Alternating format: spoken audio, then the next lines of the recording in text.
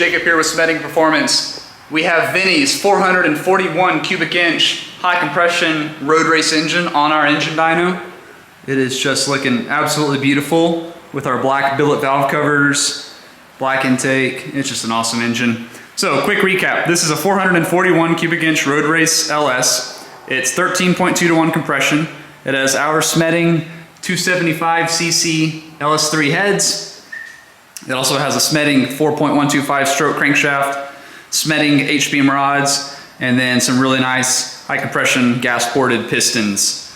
We are going to test two different manifolds. This is a larger plenum, shorter runner manifold that should promote a higher RPM torque curve. We're also going to be testing a smaller plenum, longer runner, which should promote a broader torque curve. So I'm going to find out the average horsepower, torque, and the peaks with this manifold, get everything tuned in perfectly, get it broken in nice, and then we'll swap manifolds, do some more testing, and find out what's going to be the best combination for this engine. Again, this is an extremely reliable road race, daily drivable engine. It runs on pump E85, which is available pretty much everywhere these days. It is hydraulic roller, has a very mild valve train system that's very gentle for the street, so he's never going to be hurting parts or breaking valve springs. And it's absolutely awesome. I can't wait to get this thing running. We are running Holley Terminator X ECU. So I'm going to get a base tune loaded in it. We'll get this motor broken in and start making some pulls. So right now I have the engine warming up. You can see we have really good oil pressure.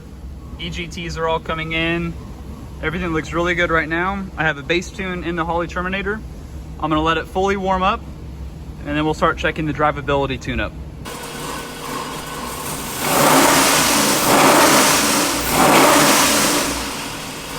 Okay, our engine is completely warmed up now. You can see our hot oil pressure is awesome, as well as the coolant temps, and everything's just super stable. We are running this engine on E85, so these air-fuel ratios are going to be a little different than what you normally see for gasoline, but they're still similar. So we're going to idle in about the 14s, and then wide open throttle will be low 12s, maybe 12.3 or 12.5. We'll play with it.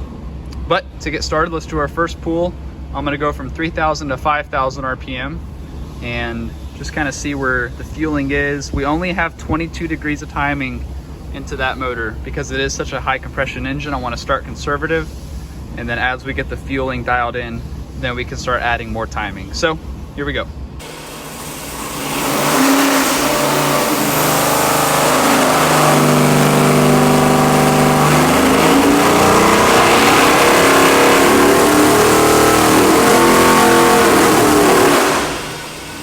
Okay, here's our first pull. You can see that horsepower and torque are doing really good. And then you can see that we have really good oil pressure all the way through the pool. Air-fuel ratios are a little on the rich side, so we can pull those back a little bit now. On our second pull, I'm going to pull it to 6,000 RPM.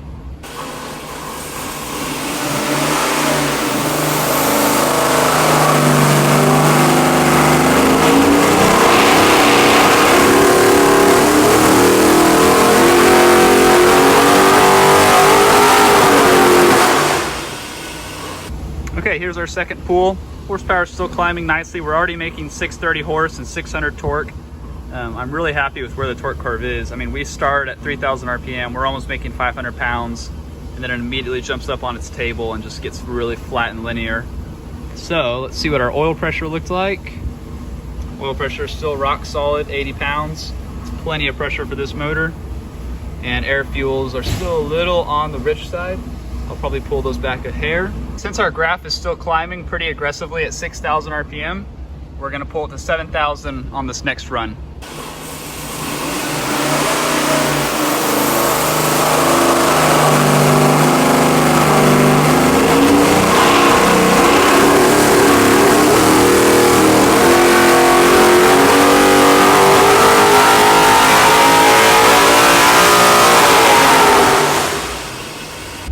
Okay, there's a really nice curve. So we peaked power at 6,600 RPM. So then it just nicely starts to lay over at 7,000. And remember, I have 22 degrees in this motor. This is the third pull. We have a lot of room to go. So What I'm looking at right now is we have a nice smooth curve. The torque curve is super linear. There's no weird hiccups. There's no valve float. Everything is just so stable on this engine. And our air fuel ratios are still in the high 11s. We can lean those down a little bit, which we will in the next run now that we have our peak.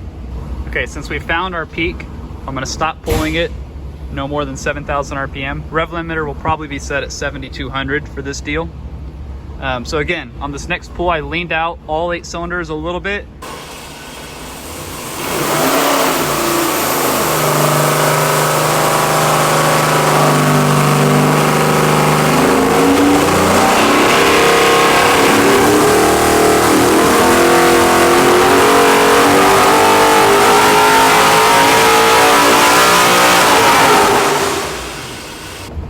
Okay, so the red lines are pool number 4, the other lines are pool number 3. So you can see we actually did make, across the board, more torque everywhere with that fueling and timing edit. Let me go to our air fuel ratio table. So we're still in the high 11s, low 12, so we can still lean that out a little bit.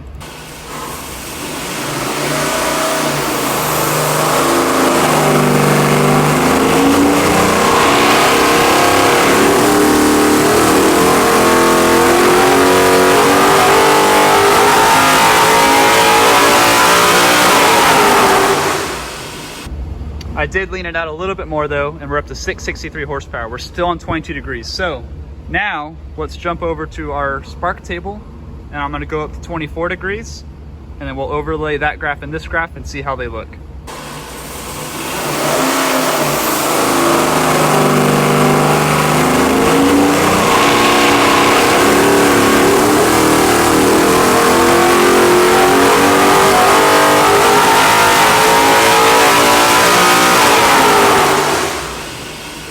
Okay, it really liked that extra timing. We're up to almost 680 horsepower now. It's about a 20 horsepower gain up top.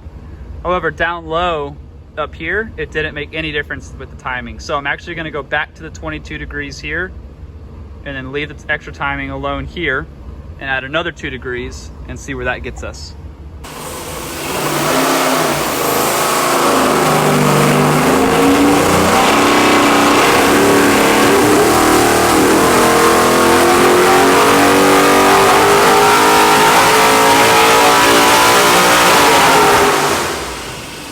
This thing is still making some steam.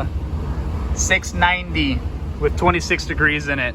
And same kind of deal down here. We left the timing alone, and then I just added timing after 4,000 because that's where it actually picked up. And so if 26 was good, let's try 28.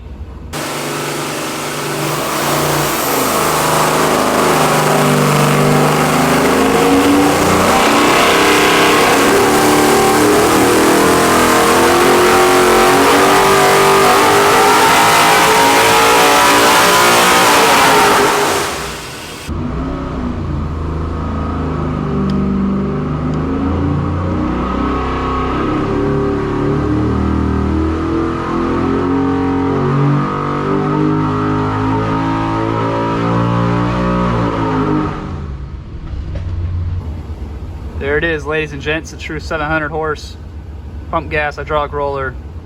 I'm gonna call this pump gas. You can get E85 at a gas station. Look at that, 700 horsepower. And it is just screaming. It sounds so good up top. Let me overlay the last pool right there. Look at that. So you can see the gains around peak. Even down here, the gains are still good. And it just keeps making more and more power.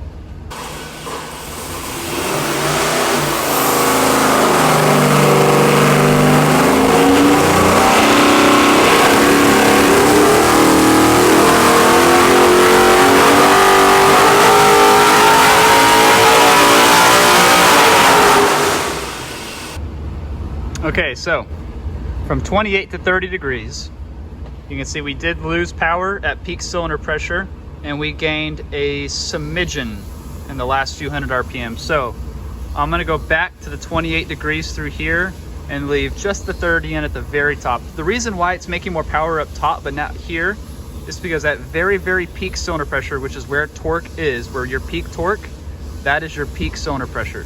At that point, the 30 degrees is creating too much cylinder pressure, and we have a little bit of knock happening, so we're losing power there. However, at really high RPM, the heads and the intake and the throttle body are not able to support that super high cylinder pressure. So the extra timing actually can help us a little bit, and it's not hurting anything because again, the cylinder pressure isn't up there like it is here to create knock. So I'm gonna go back to 28 here in the middle and leave the 30 just at the very tip. Okay, fast forward a little bit. We have our smaller plenum, longer runner intake manifold now swapped on the 441 engine. The other manifold, as you can see here, is a lot larger plenum and a smaller runner. Generally, this design will promote a lower RPM torque curve and a motor, and we're gonna test it to see how its average horsepower and torque compared to that manifold. Now, I will not be surprised if this manifold makes less peak horsepower. What we're mainly looking at is the average torque from like 3,000 to 6,000, where on a road course would be a little more important than the peak last 100 RPM horsepower. So with that being said, I'm gonna start back over with my timing table, figure out what this manifold in combination likes the best, and then we'll look at the average horsepower and torque numbers. First, here is our best pool with the other manifold.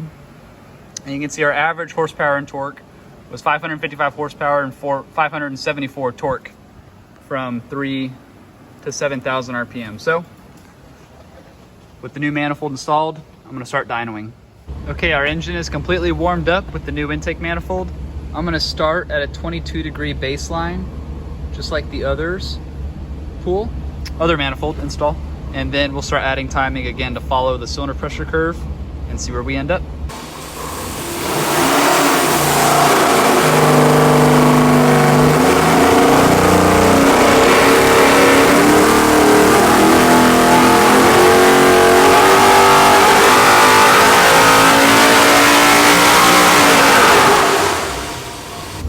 Okay, first pool is complete. I'm gonna add a little timing, and we're basically just gonna repeat exactly what we did with the other manifold until we have our final curve, and then we'll overlay them and talk about the differences.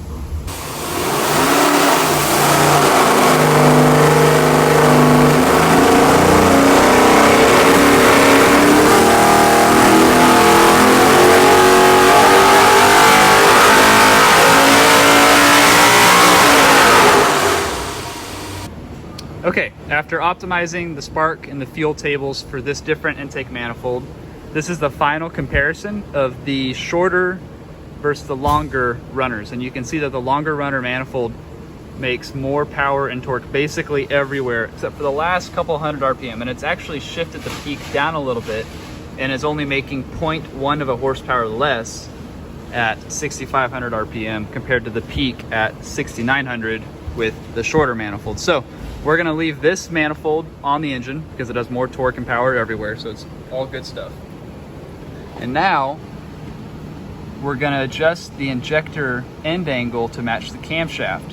This is gonna really help the efficiency of the engine because now the injector will only be fired so that all of the fuel fired can get into the engine through the valve, past the valve, into the motor. So it's really easy. You just enter your cam information, it auto-populates an end angle, and then we'll just adjust the offset to match the engine a little bit, to fine tune it, and this should clean up everything and make it to where you don't have a lot of rich idle smell.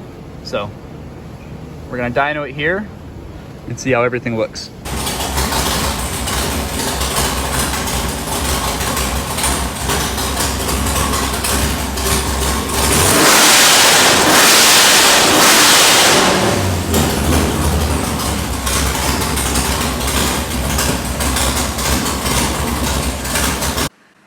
Okay, that pretty much sums it up for this 441 cubic inch beast for VIN.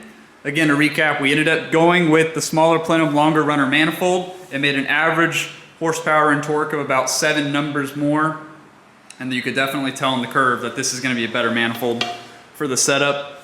We got the injectors phased correctly to the camshaft.